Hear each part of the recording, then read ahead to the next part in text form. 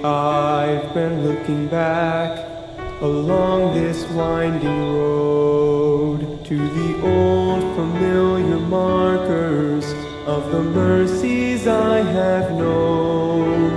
I know it may sound simple. Magandang gabi po sa ating lahat. Salamat po muli na meron po tayong daily words of encouragement sa gabing ito.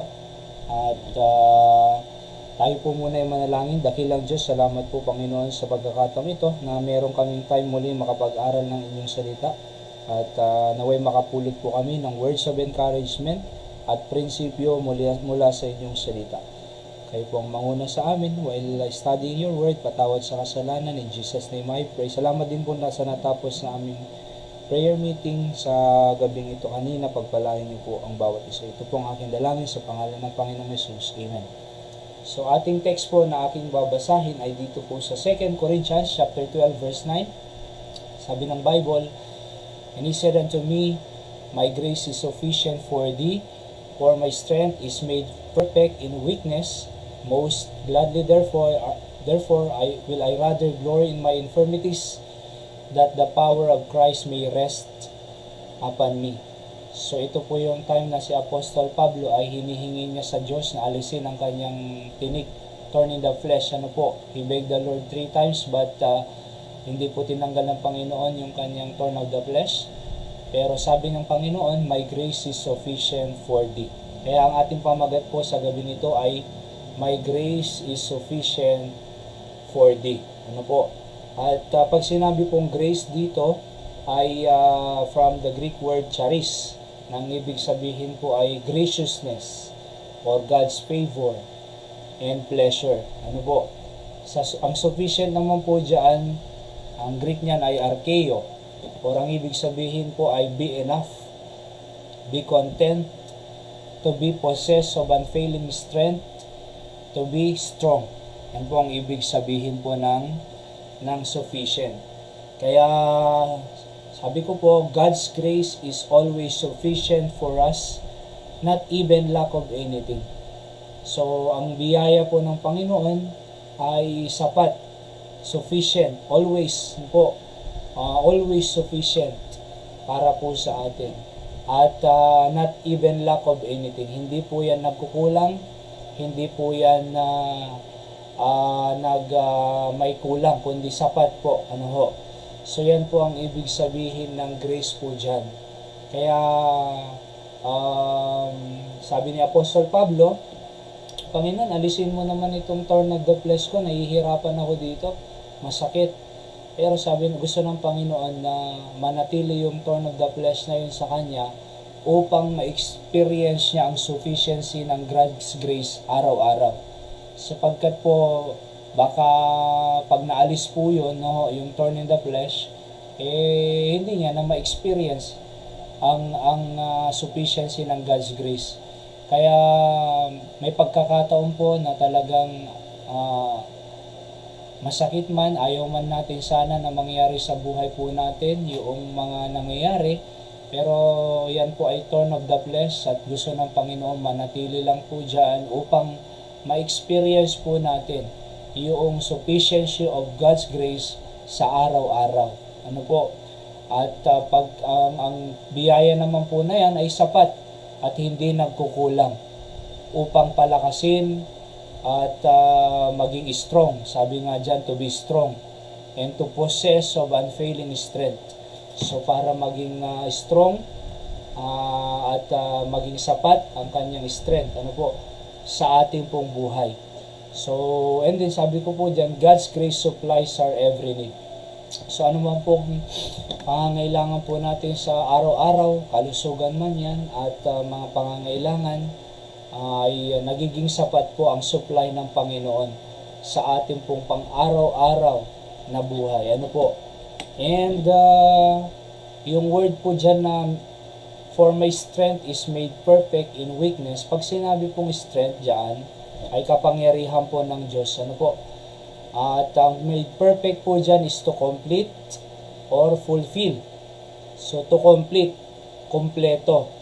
Pag weakness po, Staneia sa Greek, ang ibig sabihin ay disease, infirmity, and sickness. Sabi ko po dyan, sickness may come, but God's grace is enough to complete us.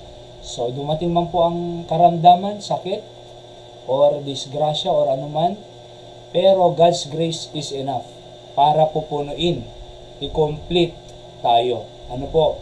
So, made perfect in weakness. So, sapat, ano po, na i-complete ang anumang weakness or disease, infirmity, or sickness sa ating buhay. At kaya pong punuan ng Diyos lahat yan, kaya pong ipalakasin ng Diyos yan, kaya pong i-heal ng Panginoon, kaya pong palakasin ng Panginoon lahat po niyan. Sapagkat po, sabi nga dyan, my strength is made perfect in weakness. And then, sinulat ko po, sickness may come, but God's grace is enough to complete us. Yung pangalawa po, our infirmity may weaken us, but God's grace can strengthen us. Yung mga infirmity na yan, sakit na yan, disease na yan, pwedeng i-weaken po tayo. Pahinahin po ang ating katawan, pahinahin po ang ating kalooban, but God's grace can strengthen us. We can depend on God's grace to strengthen our infirmity. Ano ho? Na nagwi-weaken po sa atin. Kaya salamat sa Panginoon na ang grace niya ay laging sapat upang i-complete, i-made perfect sa anumang weaknesses. Marami po tayong weaknesses sa buhay, ano po, marami po tayong kahinaan, marami po tayong mga karamdaman, pero ang biyaya naman ng Panginoon ay mas malaki, mas sapat, mas matayog, ano ho, para i-complete at i-weak or i-fulfill ang ating mong pangangailangan. Yan po ang word na strength made perfect in weakness dyan. And then, sabi ni Apostle Paul, most gladly therefore will I glory in my infirmities. So, masaya na ako, sabi niya, okay, hindi na aalisin ng Diyos yung aking thorn in the flesh. Pero, sabi niya, most gladly. Okay, so masaya na ako ngayon sapagkat yung I rather glory in my infirmities. Pag sinabi pong glory ay joy and rejoice. Yung infirmities naman po is again disease, infirmity, or sickness. So noong hindi inalis po ng Panginoon yung infirmity, sakit at disease ni Apostle Paul, yung thorn in the flesh niya, ay dahil nagiging sapat po yung biyaya ng Diyos sa kanya, okay, sabi ni Apostle Paul, ay masaya na ako dito sa aking thorn in the flesh. So nagre-rejoice na ako, masaya na ako dito sapagkat sufficient ang biyaya ng Diyos sa aking mga thorn in the flesh na ito. And then sabi pa niya, that the power of Christ may rest in me. Ano ho? Kaya sinulat ko po dyan, you can still rejoice in the presence of your infirmities because the grace of God is in you. So pwede ka pa rin maging masaya pag kahit present ang mga infirmities na nasa atin kasi sapat naman ang biyaya ng Panginoon sa atin. So hindi ibig sabihin na may infirmity tayo, malungkot na tayo at lonely tayo, di ba? Or sad tayo, or wala ng pag-asa, wala ng buhay, hindi na pwedeng maging masaya. Hindi naman po yan ang ibig sabihin pag presente ang infirmity. Kundi pwede pa rin tayong magalak, pwede pa rin tayong mag-rejoice sapagkat ang biyaya ay nandyan pa rin sa atin. Your sickness may cause you sad, but God's grace can make you glad. Sabi ko po dyan, no? So napakaganda. Your sickness may cause you sad, but God's grace can make you glad. So, principle po yan, no? Kahit nandyan ang sickness, maaaring pinapalungkot ka niyan, pero ang biyaya ng Diyos can make you glad. No? Pwede ka pa rin maging masaya. Bakit? Hindi naman po naaalis yung joy na ibinigay ng Diyos sa atin. Lalo na po yung joy of salvation. Ano po? And then last po dyan, a word, that the power of Christ may rest in me. Yung power po dyan ay strength ng Diyos, might, miraculous power, and ability. May rest. Yung rest po is abide with us or rest sa fan. Ano po? So your infirmities can be sustained by God's miraculous power. And then sabi ko pa dyan, God's power will rest only if you have infirmity.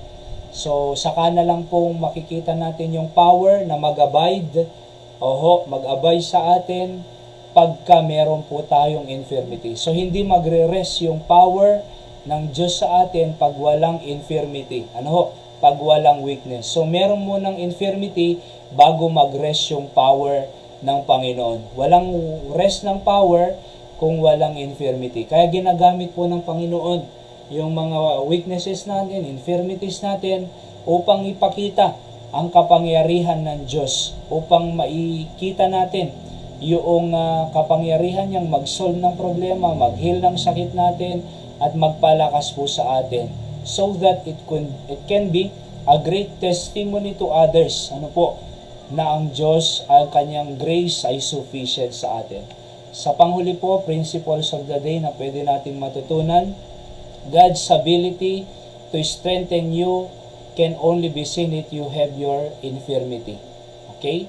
So, and then the product of a powerful testimony is when you experience God's sufficiency. So, magiging powerful ang testimony po natin pag na-experience po natin yung God's sufficiency. And then, last po, your infirmity cannot pass God's sufficiency. Di ba? So, wala pong infirmity na dumarating sa atin, kahinaan, na makakalampas sa God's sufficiency. So, mas malaki pa rin po yung God's grace of sufficiency kaysa anumang infirmity. That's why we can depend on the grace of God, on God's sufficiency. Tunay nga itong sabi ni Paul na my grace is sufficient for thee. So, tayo po ay manalangin. Dakilang Diyos, salamat sa inyong salita. Pagpalain niyo mga prinsipyong ito na may matutunan ng bawat isa. Manatili, Panginoon, sa amin na kalakasan upang we can face any challenges of life. Challenge man yan sa sakit, disgrasya, or anuman po. But your grace is still sufficient in us so that your power may rest upon us, Panginoon. May purpose po kayo, meron po kayong dahilan bakit nangyayari ang mga unexpected na mga mangyayari sa amin. It's because so that your power may rest upon us. Ito po ang aking dalangin at pasalamat sa pangalan po ng Panginoong Yesus. Amen. Pagpalain po tayo ng ating Panginoon. Magandang gabi po sa ating lahat.